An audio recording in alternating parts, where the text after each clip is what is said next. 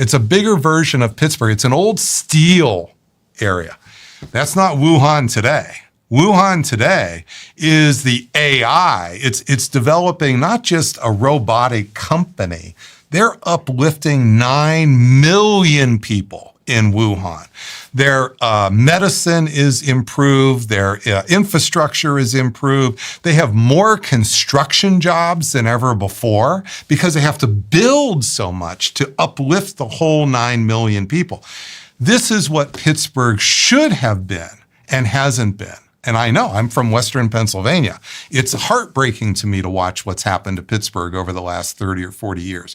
Wuhan, exactly the same trajectory, an old steel city, is now one of the leaders here they have a robotic Silicon Valley there that I visited and so forth. And why does this matter? Why does it matter if the US are no longer the world superpower? What then does history tell us is the consequence of that? The consequence is, first of all, you get enormous tension here for violence.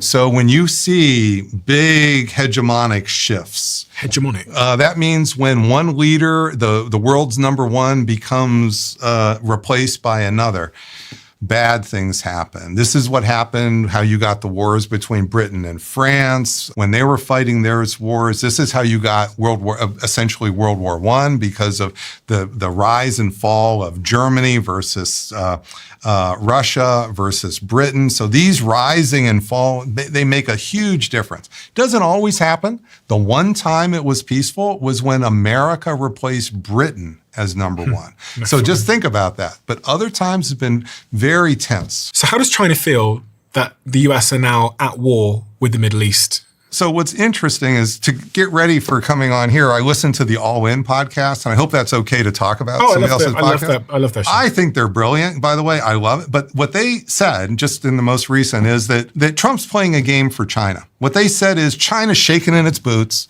and that what this is about is it's kind of Venezuela plus Iran is all about to cause Xi to be shaking in his boots in April, so that he will somehow make some bigger deal with Trump. I think this is just wrong. I think that it may be that there's some, China does absolutely buy 90% of Iran's oil. We're not disagreeing with the facts of the matter. It's the interpretation and the consequences for who's going to be number one down the road.